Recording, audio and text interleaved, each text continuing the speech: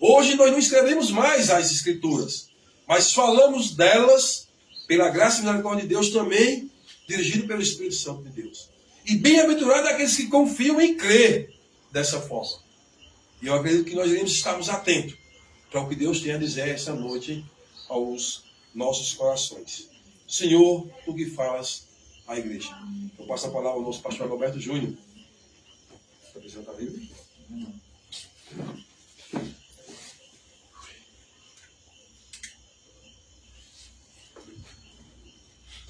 Boa noite, meus irmãos, na graça do nosso Senhor Jesus Cristo. Este é o segundo ano, não é, aqui, neste mesmo local, que nos reunimos para sair da agitação que tomam conta das ruas e nos juntarmos em harmonia e comunhão para desfrutarmos do nosso Deus nesse feriado, não é, que muitos aproveitam para dar ocasião à sua carne. E nós sabemos que o que Deus quer de nós é que a gente dê ocasião ao Espírito. Andar no Espírito é o que o Senhor Deus quer de nós. O texto que nós vamos refletir hoje, não é, ouvir o que Deus tem a dizer, se encontra no Evangelho segundo Marcos. O Evangelho segundo Marcos, capítulo 11. Nós faremos uma leitura do versículo 22 ao 26. Marcos 11, do 22 ao 26, que diz assim: ao que Jesus lhes disse, tende fé em Deus, porque em verdade vos afirmo que, se alguém disser a este monte, ergue-te e lança-te no mar, e não duvidar no seu coração, mas crê que se fará o que diz, assim será com ele. Por isso, vos digo que tudo quanto em oração pedirdes, crede que recebestes, e será assim convosco. E, quando estiverdes orando, se tendes alguma coisa contra alguém, perdoai, para que o vosso Pai Celestial vos perdoe as vossas ofensas. Mas, se não perdoardes, também vosso Pai Celestial não vos perdoará as vossas ofensas. Que o nosso Deus nos ajude na compreensão de sua santa palavra. O Senhor Deus aqui está trazendo uma revelação incrível a respeito da fé e a respeito da oração. E aqui nós podemos ver que a fé se manifesta de três maneiras. Primeiro, Jesus Cristo diz, olha, tende fé em Deus. Depois ele vem e agora começa a trabalhar essa questão da relação da fé com a oração.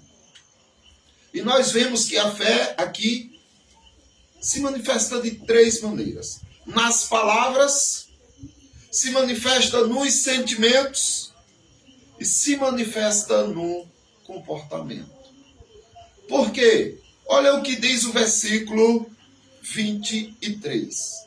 Porque em verdade vos afirmo que se alguém disser, se alguém falar, se alguém proclamar a este monte, ergue-te daqui e lança-te no mar, e não duvidar no seu coração, mas crê que se fará o que diz, assim será com ele. Irmãos, o Senhor Jesus Cristo aqui está chamando a atenção dos apóstolos e, consequentemente, também está chamando a nossa atenção para que a nossa fé em Deus seja real, seja firme e pura. O contexto é de um momento que Jesus Cristo vinha, teve fome, viu de longe uma figueira cheia de folhas e, chegando lá, não tinha nada para ele comer. Ele pôs a mão na figueira e amaldiçoou a figueira e seguiu viagem.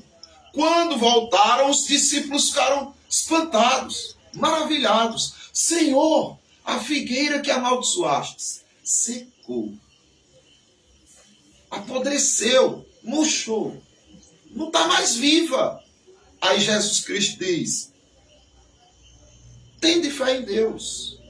Porque se eu digo a vocês, se vocês disserem a este monte, lança-te no mar e não duvidar, mas crê que assim se fará, será assim. Nós precisamos entender isso. É óbvio que Jesus Cristo não está dizendo que você vai brincar com a fé. Monte, pula daí, eu creio e não duvido, e o monte sai pulando. Não é isso. O que Jesus Cristo está querendo dizer é que precisa haver uma relação entre o que Deus quer e o que você deseja. Jesus Cristo, num contexto, agora começa a falar da sua relação com o seu próximo. Você percebe que esta ordem de Jesus Cristo, esta revelação de Jesus Cristo, de dizer, olhe, tenha fé em Deus, porque vocês, se disserem ao monte, saiam daqui, ele vai sair. Esta revelação de Jesus Cristo, ela tem propósito.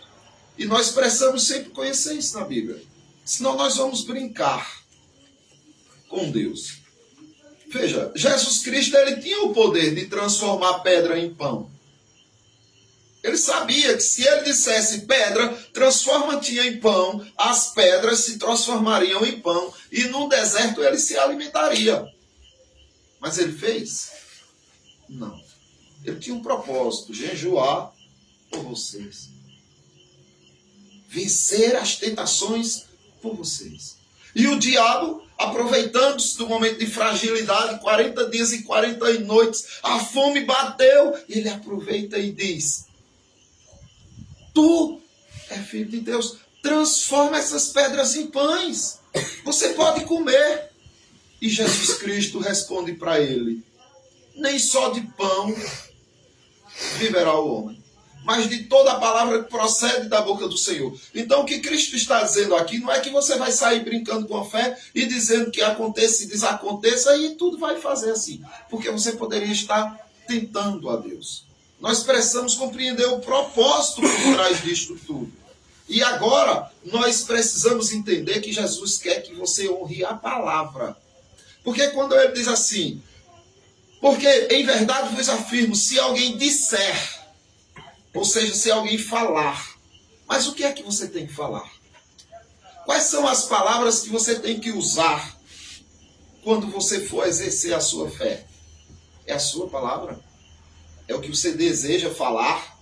É o que você quer? Não!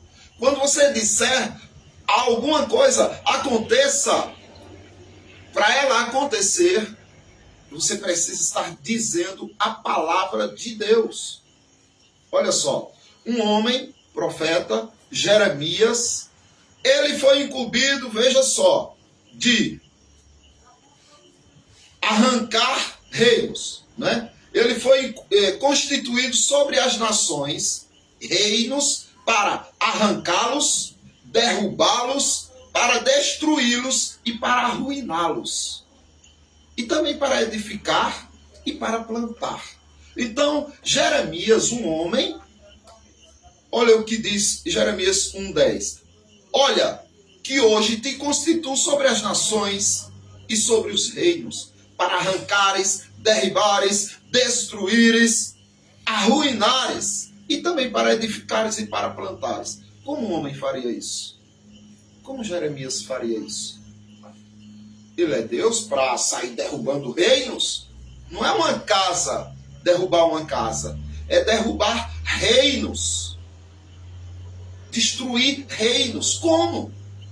Ele foi constituído para isso. Aí você entende no versículo 9 de Jeremias 1, o seguinte: depois estendeu o Senhor a mão, tocou na minha boca e o Senhor me disse: eis que ponho na tua boca as minhas palavras. A palavra de Deus, ela é grande e poderosa. E você pode lançá-la sobre qualquer coração de pedra. Pode existir tanta pedra no coração de um ser humano que seja como se fossem montanhas, de tanta coisa ruim que ali tem. E quando você lança a palavra de Deus, se for de acordo com aquilo que ele propôs, esmigalha tudo. Destrói tudo. Veja bem, pense nos seus pecados. Os pecados que você pratica, os pecados práticos e os sentimentais, os emocionais. Né? Ansiedade, angústia, estresse e também os práticos. Pense neles como se fosse um jumento teimoso. Para que a gente entenda um pouco o que Jesus quer dizer com se você disser, proclamar, falar.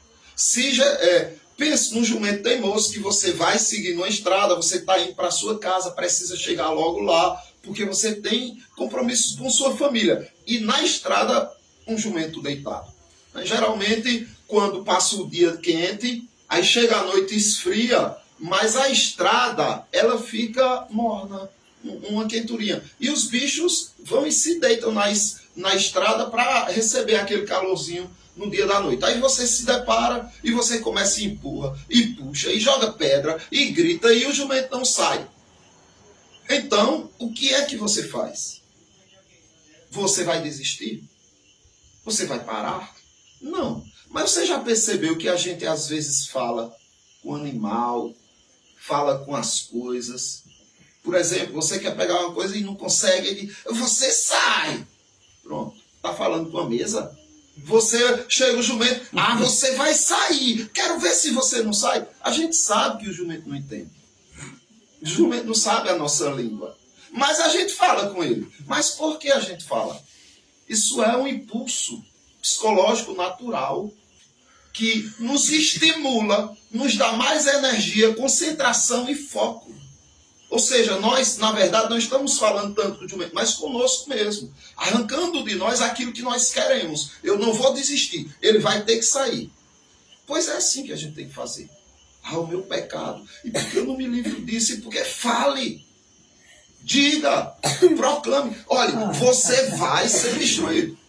Eu vou me livrar de você. E você vai trazendo esse foco, essa atenção e sua palavra de acordo com o que você traz, se é das Escrituras, pode ter certeza, vai destroçar o seu pecado. Agora, quando você fizer de acordo com o que Cristo manda, de acordo com as Escrituras, estudamos aqui sobre a língua, né? O nosso presbítero Éder trouxe muitas coisas boas no estudo a respeito da língua. Tiago, capítulo 3. Edlene também trabalhou essa questão no livro que ela está lendo. O capítulo 3, o versículo 6 diz assim: ora, a língua é fogo, é mundo de iniquidade. A língua está situada entre os membros do nosso corpo e contamina o corpo inteiro. E não só põe em chamas toda a carreira da existência humana, como também é posta ela mesma em chamas pelo inferno. O que Tiago está dizendo é que aquilo que nós falamos, nós cremos, nós vivenciamos e nós nos comportamos de acordo com o que falamos. Isso serve para que a gente tenha cuidado, né? Como estamos estudando aqui pelo presbítero Éder, como eu coloquei, para que a gente tenha cuidado do que vai falar. Porque o que você fala destrói sonhos. O que você fala, se seu filho, por exemplo, tem sonhos grandiosos, né, que pode ser comparado a uma montanha, se você falar depreciando, destruindo, desanimando, desmorona tudo. Traumas começam a surgir a partir daí. Frustrações. E você precisa ter atenção a isso. O que é que está saindo da minha boca? O que é que eu estou falando para as pessoas? E para mim mesmo. Como é que eu falo? Porque tem gente que diz, já chega dizendo assim, não, eu não consigo não. Como é que você sabe? Você é Deus, por acaso, no sentido do conhecimento prévio? Você nem tentou e já disse que não sabe, que não consegue.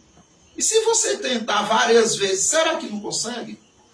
Como, por exemplo, questionaram Thomas Edison, quando ele criou uma lâmpada mais duradoura, questionaram ele da seguinte maneira: olha, como você conseguiu conviver com tantos erros?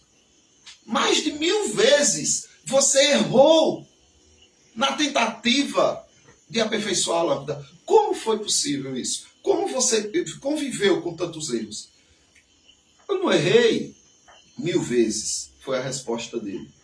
Ele disse: eu aprendi 1000 vezes como não fazer uma lâmpada. Até que ele vai eliminando os erros a partir de, não, esse daqui eu já sei que não é assim, então não vai errar mais naquele ponto. Aí vai para um outro. Você vai por eliminação e chega no que consegue. Então, fale para você mesmo isso não. Eu não posso, eu não consigo, eu sou fraco, eu sou vergonhoso, eu sou tímido e tudo. Porque isso vai se tornando verdade. Não é coisa mágica, mística, não tem nada a ver com isso. Mas é questão da relação da sua palavra com a sua mente. Da sua palavra com a sua fé. Você pode sim, se Deus disser que pode, por quê? O que é que vai impedir? Então precisamos ter cuidado, não é? Com o que falamos. Porque Jesus Cristo disse: olha, se você disser, vai acontecer. Agora, qual é a relação?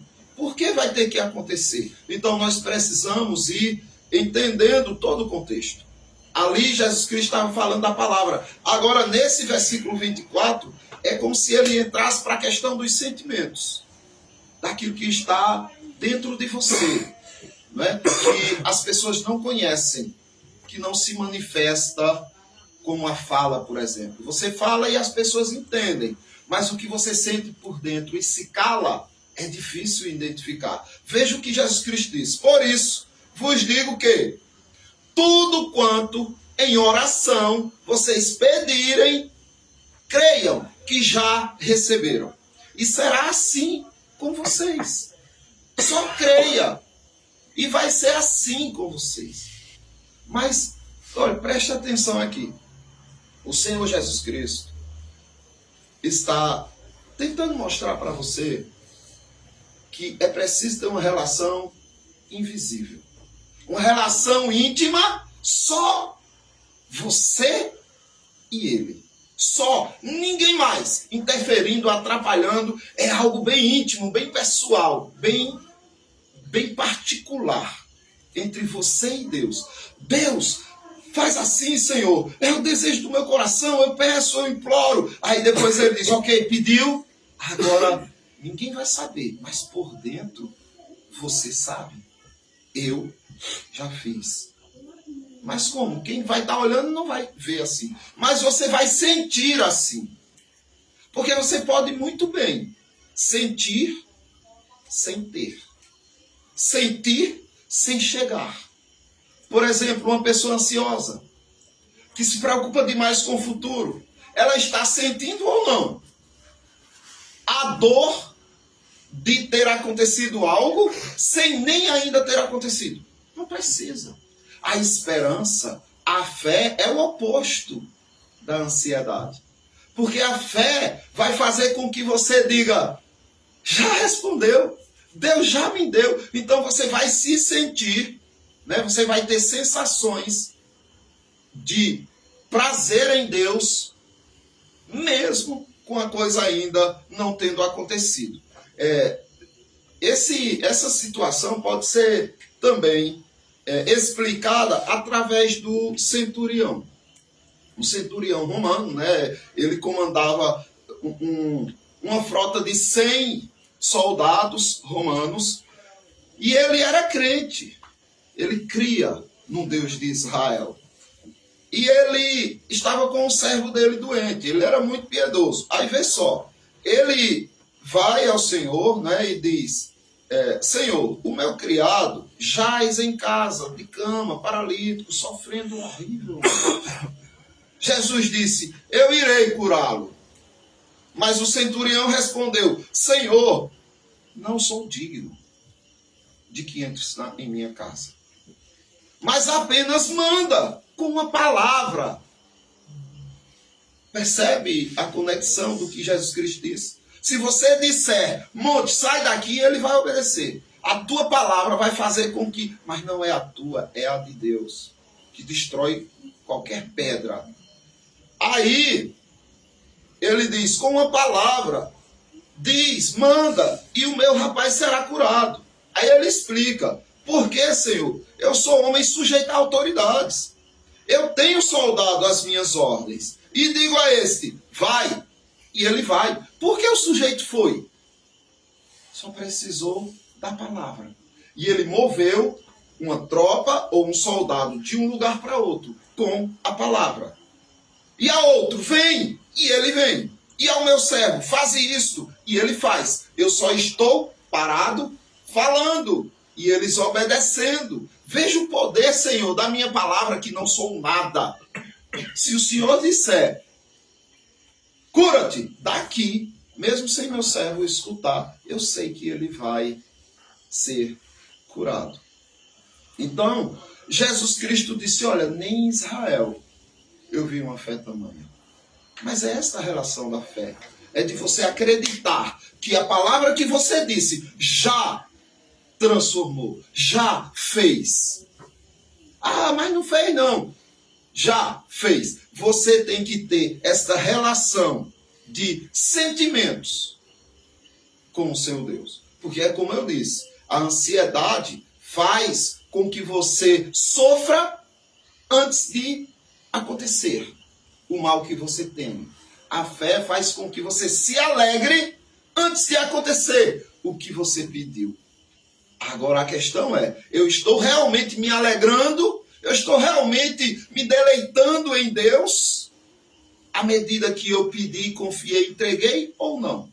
Porque Pedro, na sua primeira epístola, capítulo 5, ele diz assim, lançando sobre ele toda a vossa ansiedade. Lance sobre Jesus. Ele tem poder. Ah, é muita coisa. Lance sobre ele toda a vossa ansiedade, porque ele tem cuidado de vós. Aí você diz, nossa, eu vou fazer isso. Mas escute, meus irmãos. Lembre do centurião. O centurião, ele se achou indigno. Ou seja, a fé tem muita relação com a humildade, em você se humilhar. E quer saber mais? O Evangelho de Mateus, quando escreveu essa cena, ele resumiu e ele colocou de uma maneira que ficasse mais clara, assim, mais prática. Já Lucas conta esse mesmo caso, esmiuçando ele, detalhando ele. E sabe o que aconteceu na verdade? Esse centurião nem foi até Jesus. Ele não se achou digno nem de ir até Jesus. Ele pediu aos anciãos que gostavam dele que fosse. Veja como esse relato é em Lucas 7, do 2. E o servo de um centurião, a quem este muito estimava, estava doente, quase à morte. Tendo ouvido falar a respeito de Jesus, enviou-lhes alguns anciãos dos judeus, pedindo-lhe que viesse curar o seu servo. Estes, chegando-se a Jesus, com instância suplicavam, dizendo, ele é digno, Senhor. Ele é digno de que lhe faças isso.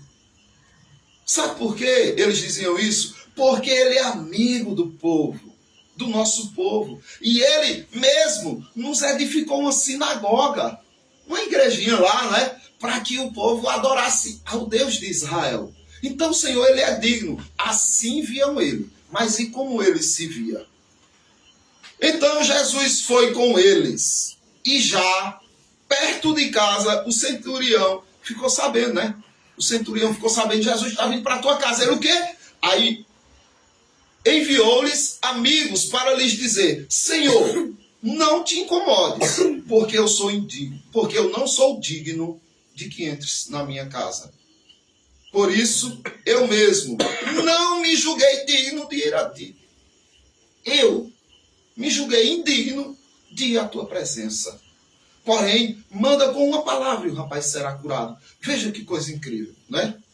Aí ele diz aquilo que Mateus revela. Depois ele diz assim, no 9. Ouvidas estas palavras, admirou-se Jesus dele. E voltando-se para o povo que o acompanhava, disse, afirmo-vos que nem mesmo em Israel vi uma fé como esta.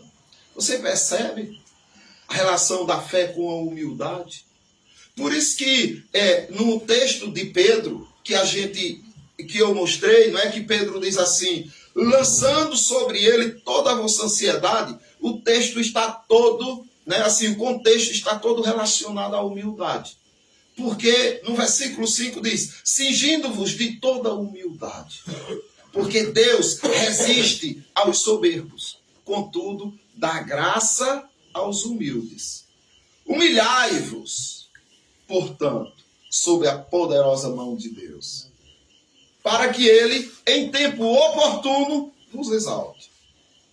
Aí é que ele diz, lançando sobre ele toda a vossa ansiedade, porque ele tem cuidado de vós. Aí depois ele alerta, sede sóbrios e vigilantes, o diabo, o vosso adversário, ele anda em derredor como um leão que ruge, procurando alguém para devorar. Resistir-lhes firmes na fé. Como? Entregando a Deus a sua ansiedade, confiando que ele cuida de você, se humilhando diante da presença dele. Sabe o que vai acontecer? O 10 diz, ora, o Deus de toda graça que em Cristo vos chamou à sua eterna glória, depois de ter sofrido por um pouco, ele mesmo vos há de aperfeiçoar, firmar, fortificar e fundamentar. Você percebe essa necessidade de fé, de você falar aquilo que você crê, de você trazer com sua fala o peso e a autoridade da palavra de Deus e o fato de você sentir também. Ela diz, a ansiedade, creia que tudo está perdido. Essa é a relação da ansiedade com os seus sentimentos. E a relação da fé diz o contrário. Ela é a oposição da ansiedade. Ela diz, creia que tudo está resolvido. Assim, a ansiedade contraria as promessas de Deus, a sabedoria de Deus, o amor de Deus. Ela é contra tudo isso. Só que a fé já é serva da sabedoria de Deus, da promessa de Deus, do poder de Deus e do amor de Deus. Olhe, quando você está em ansiedade, angustiado, aflito e tudo, na verdade, o que você está fazendo é desconfiando do poder de Deus, do que Ele pode fazer, ou do que Ele já está fazendo. As coisas, quando parecem estar piorando, não significa que de fato estão ruins. Porque quando os apóstolos entraram em pânico, porque eles estavam ansiosos, vamos crescer, e o mar agitado, e Jesus não estava, e agora a gente nunca teve uma experiência dessa sem ele, e a ansiedade tomando conta deles. Quando Jesus estava próximo de resolver tudo, eles entraram em pânico. É um fantasma! Não, era Jesus. Ele age de forma que você nem imagina. Você pede uma coisa, ele dá, só que de uma maneira que você se assusta. Você não gosta, você não aceita. Mas não era isso que você estava querendo? Por que não abraça? Por que não acolhe? Assim é a vida do crente, não é? E os sentimentos do crente na relação com Deus. No Salmo 37, o salmista diz assim, agrada-te do Senhor. Ou seja, fique feliz com Deus. Contente-se em Deus. Agrada-te do Senhor. E Ele satisfará os desejos do teu coração. Veja, primeiro o sentimento, depois a realização do que você deseja. Não é o oposto. Porque no mundo é assim. Eu vou me alegrar quando o papai fizer isso por mim. Eu vou me alegrar quando acontecer isso. Não. Com Deus é diferente. Primeiro se alegre. Depois eu te dou. Ou então você não está exercendo a sua fé. Agrada-te do Senhor. E Ele satisfará os desejos do teu coração. Aí depois ele diz assim, entrega o teu caminho ao Senhor. Entrega as tuas ansiedades ao Senhor. Entrega o teu caminho ao Senhor. Confia nele.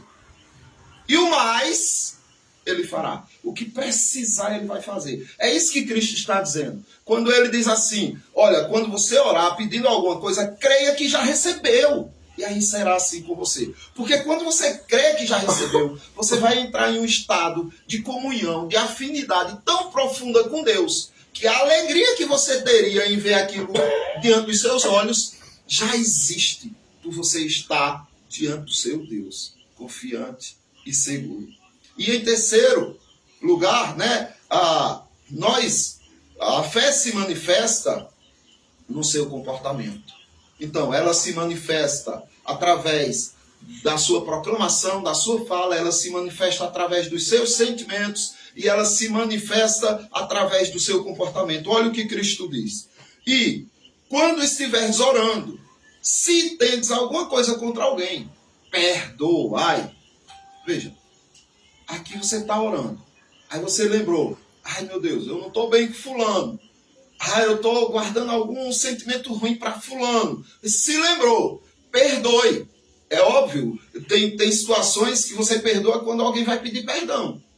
Mas tem situações que você perdoa sem nem o sujeito pedir perdão. Há uma rixa, você foi orar, lembrou, Deus, arranca essa tristeza do meu coração.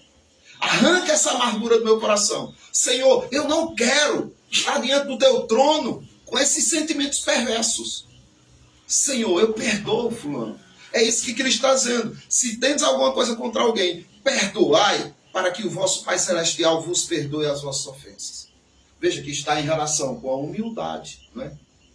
Com os sentimentos aqui e com o comportamento, porque você tem que obedecer, você tem que agir de maneira humilde, perdoando. Mas, se não perdoardes, também o vosso Pai Celestial não vos perdoará as vossas ofensas. Meus irmãos, a obediência é a confirmação da fé. Veja só, no Evangelho segundo João, capítulo 15, versículo do 11, diz assim: tenho-vos dito estas coisas para que o meu gozo esteja em vós e o vosso gozo seja completo. Não é pelo que acontece, não é pelo que você espera da sua mãe, do seu pai, do seu filho, do seu patrão, da sua vida, das coisas, que o seu gozo vai ser completo. É pelo que Jesus disse a você. O meu mandamento é este, que vos ameis uns aos outros, assim como eu vos amei. Aí complica. Porque você não quer amar fulano? Porque fulano errou. Feio. Errou feio. Aí Jesus Cristo, sim. E você errava feio o tempo todo comigo. E eu te amei mesmo assim. Ame o seu irmão assim também. É do jeito que ele amou. Que vos ameis uns aos outros como eu vos amei. Ninguém tem maior amor do que este, de dar a alguém a própria vida em favor de seus amigos. Vós sois meus amigos, se fazeis o que eu vos mando. Se vocês se comportam, obedecem, atendem o que eu vos mando, vocês são meus amigos. E aí é a prova que eu dei a vida por vocês. Porque eu só dou a vida pelos meus amigos. Ninguém tem maior amor do que esse, de dar a vida, né, pelos seus amigos.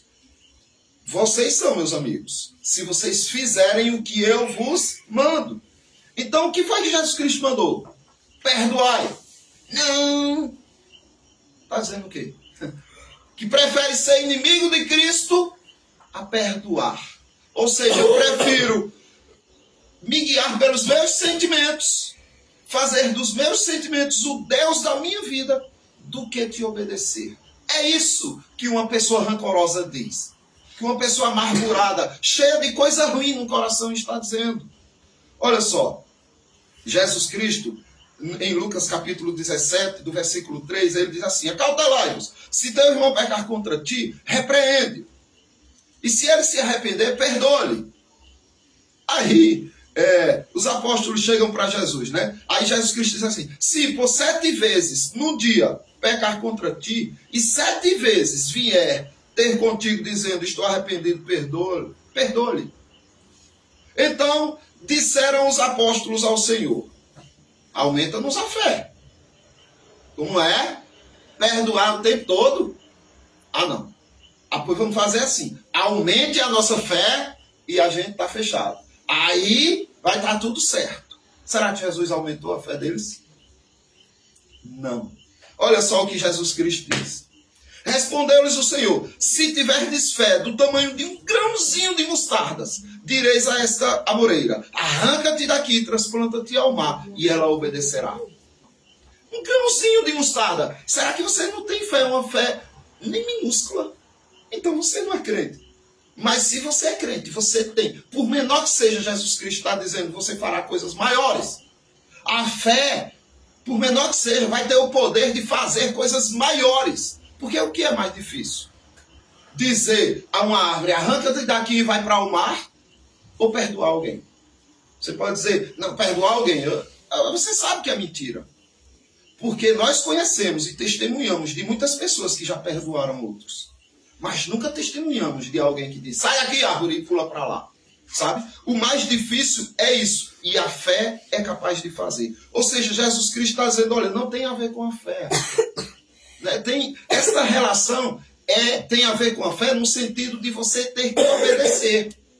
Não é me pedir, é me obedecer. Como é que eu digo, faço uma coisa e você vem e me pede outra? É eu quem mando. É isso que Jesus Cristo está dizendo. Por isso que ele explica assim: qual de vós, tendo um servo ocupado na lavoura ou em guardar o gado, lhe dirá, quando voltar do campo: vem já e põe-te à mesa, e que antes não lhe diga: prepara-me a ceia, cinge-te e serve-me, enquanto eu como e bebo. Depois comerás tu e beberás. O que Jesus Cristo está dizendo é assim: olha, um senhor, né, de donos de terras, está cuidando das coisas, trabalhando, suando lá, daí a pouco ele chega em casa e está os empregados todos lá. Qual é esse senhor que diz assim: comam, pessoal, montem a mesa, comam e depois vocês me servem? Não é assim. Jesus Cristo está dizendo: olha, eu sou o Senhor. Que história é essa? Eu servi vocês primeiro? De jeito nenhum. Vocês vão me servir primeiro. Depois que eu estiver satisfeito com o serviço de vocês, aí eu vou dizer: agora é a vez de vocês. Entende? Essa relação. Por isso que o salmista diz lá: agrada-te do Senhor. Ou seja, esteja satisfeito, servindo ao Senhor satisfeito. E depois ele realizará os desejos do teu coração. Mas primeiro é Deus e depois você. É essa a relação. Aí, porventura, terá que agradecer ao servo porque este fez o que lhe havia ordenado?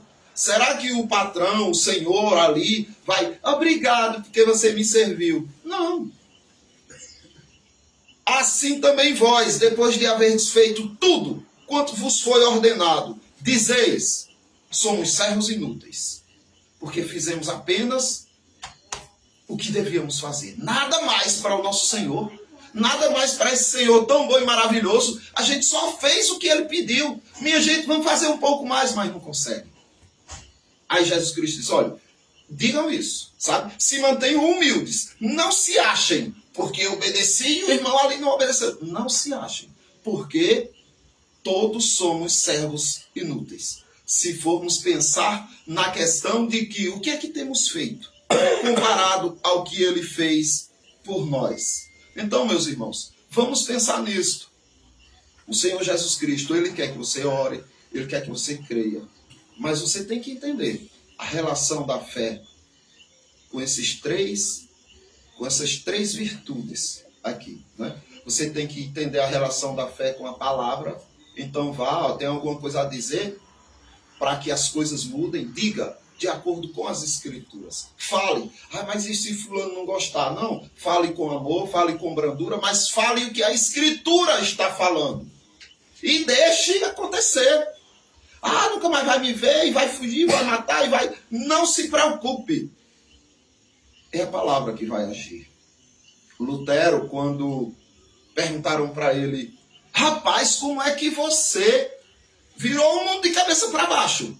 Disse: eu não fiz nada. Eu só falei a palavra de Deus e fui para minha lareira me aquecer. E a palavra virou o mundo de cabeça para baixo. Creia no poder da palavra. Fale a palavra de Deus, sabe? Com amor, com respeito, não se achando melhor do que fulano, não querendo na sua hora nem do seu jeito. Fale e deixe. Ou seja, eu já falei. E quando alguém disser assim: nossa, os problemas não saem da tua vida, você diz: como assim? Tem problema na minha vida? Porque eu me lembro que eu entreguei ao Senhor. Esses problemas que você está falando não são mais meus, não. É do meu Deus. Eu lancei sobre ele. Por isso que eu estou tão bem. Mas tu não está vendo. Estou vendo, mas não é meu. Pertence ao meu Deus. Então trabalhe essa sua relação com Deus. Não queira do seu jeito. Não queira vencer porque eu preciso. Não. Se humilhe. O que tiver que sofrer, sofra. Porque em tempo oportuno, o Senhor vai exaltar a sua casa.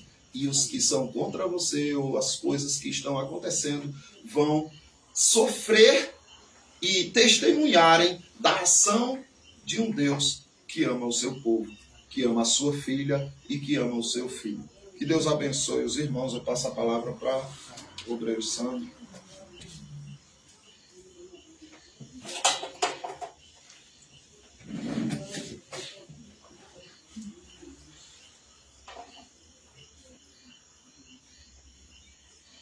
Em resposta à palavra de Deus, né, quando nós ouvimos e focamos e percebemos que nesses últimos dias, nos últimos tempos, o que tem mais se ativado em nossas vidas é a nossa fé.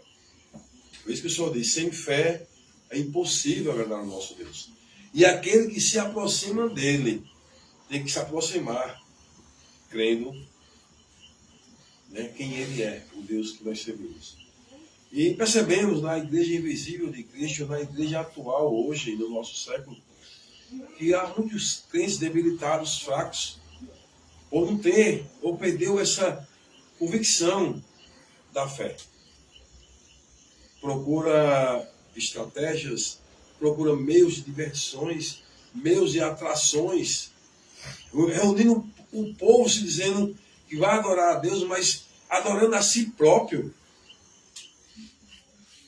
A verdadeira igreja, ela se humilha diante de um Deus. Ela prioriza um Deus que depois que é adorado, é exaltado, ele pela sua imensa misericórdia ainda nos, assim querendo, nos abençoa. Nós somos chamados para isso. O primeiro ponto desse retiro foi nos reunirmos para o glorificar, o exaltar, mostrarmos a nossa gratidão com Ele por estar suportando as nossas adversidades nos nossos lares, nossos problemas nos nossos trabalhos, dificuldades financeiras, na saúde. Nós somos gratos ao Senhor porque nós estamos suportando pela sua imensa misericórdia. E irá isso um dia cessar. Não estamos aqui apenas para nos divertirmos. Isso é graça da parte de Deus. Porque poderíamos estarmos aqui apenas o adorando e acabou-se. Não precisamos estarmos aqui brincando, né? Tendo esse momento, não. Mas Deus olha para a sua igreja, nos alimenta espiritualmente, e ainda faz com que nós possamos desfrutarmos desses momentos de comunhão com o outro. Que nós possamos, irmãos, colocar a nossa fé em prática. Muitas coisas não mudaram na sua vida, felizmente. É porque sua fé não está sendo usada. Ela está sendo mostrada, manifestada diante do Deus que todo pode as coisas. Você fala de lábios, né? Eu sirvo a um Deus que está no controle. Eu sirvo a um Deus que eu sei que tudo já foi dito na minha vida, já está escrita. Bom, a boca é sua, você diz o que você quer. Mas a fé, como nós vimos, vai nos mostrar nossos comportamentos, nossas atitudes. Tem um louvor que nós cantamos e muitas vezes na reunião de oração, com Cristo tudo é céu. Na gruta, né, aonde for, se na fartura, se não na fartura, com Cristo tudo é céu. É isso. A fé, né, é aquilo que nos dá convicção do que Deus já preparou. Infelizmente, só se realiza na vida daqueles que verdadeiramente não apenas confessam, mas creem. O centurião, nós vimos aqui o pastor Norberto dizendo, Senhor, não preciso só ir lá não, Senhor. A tua palavra, que ele cria o Deus que servia. E eu tenho toda a convicção que todos que aqui estão também creem nesse mesmo Deus. Basta apenas quando sairmos daqui, usarmos verdadeiramente essa ação ou pensamento que nós mostramos termos. E você vai ver, o impossível se torna possível para aqueles que creem. Nada é impossível para os que creem.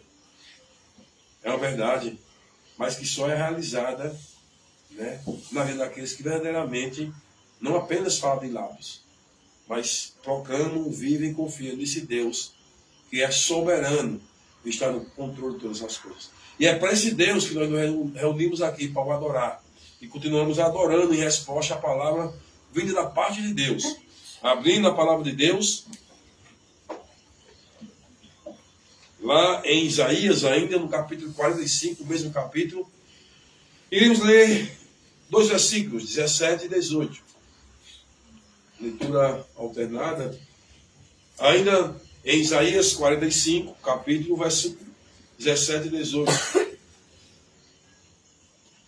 Que nos diz assim a palavra do nosso Deus. Israel, porém, será salvo pelo Senhor com salvação eterna. Não sereis envergonhados, nem confundidos em toda a sua eternidade. Porque assim diz o Senhor, que criou os céus, o Deus que formou a terra, que a fez e a estabeleceu, que não a criou para ser um caos, mas para ser habitada. Eu sou o Senhor e não há outro. Amém. Eu sou o Senhor, o nosso Deus, aquele que nós cremos e seguimos. Vamos colocar de pé, aqueles que puderem, para cantarmos o hino de número 147, Vencendo, vem Jesus.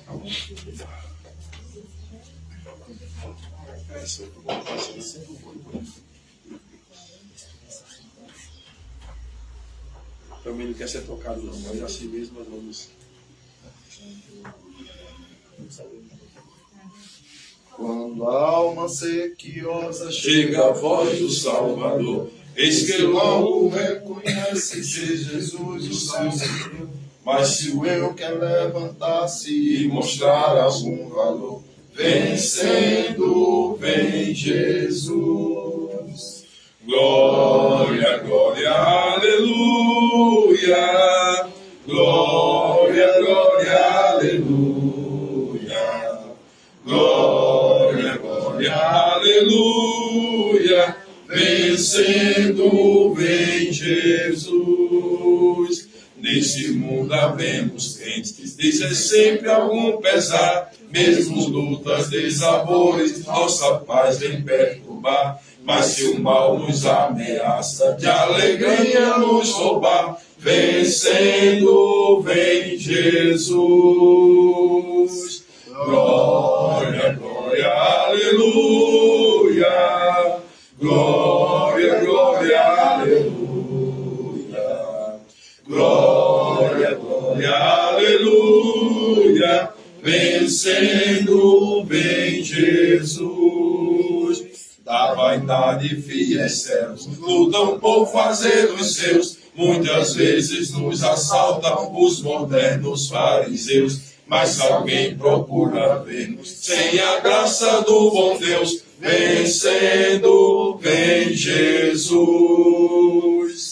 Glória, glória, aleluia, glória, glória, aleluia, glória, glória, aleluia, vencendo, vem Jesus. Pode de pé, vou fazer uma oração, né? Encerrando e agradecendo a Deus por esse momento. E eu aproveito essa oração e já pedindo a bênção apostólica, nosso pastor Alberto Júnior mesmo, né? Irá orar agradecendo e já lançando sobre a igreja a bênção do Senhor nosso Deus.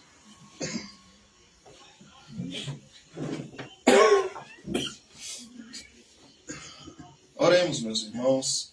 Pai amado, Deus santo e soberano, te agradecemos, Senhor, por tudo que faz em nossa vida. Te pedimos, Senhor Deus, que nos molde através de Tua palavra, no poder do Teu Espírito Santo, pois queremos ser assim, Pai, como aquele centurião, queremos ser pessoas que se alegram e confiam em Ti, assim que entregamos nossas orações e que vivemos confiantes, sabendo que o Senhor nos acolheu e está agindo com poder nas nossas vidas e diante de nossos familiares. Ajuda-nos, Pai, a abençoar aqueles irmãos que estão em casa, os irmãos da congregação de Agrestina, da congregação de Bizeus, que não puderam estar aqui conosco, mas visita o teu povo, Pai, aqueles também que estão nos assistindo, aqueles que também nem sabem, Pai amado, onde estamos. Vai ter com o teu povo, Pai amado, confortando, fortalecendo, para que a gente, Senhor amado, esteja sempre diante de tua presença, satisfeitos e contentes, Pai, com quem o Senhor é na nossa vida. Em nome de Jesus Cristo é que te pedimos. Amém. Amém. Agora, irmãos, que a graça do nosso eterno e soberano Pai, que o amor e a comunhão do Santo Espírito de Deus e que a paz que excede todo o entendimento que há no Senhor Jesus Cristo esteja sobre todos vós e sobre todo o povo de Deus espalhados pela terra, agora e sempre. Amém. Amém.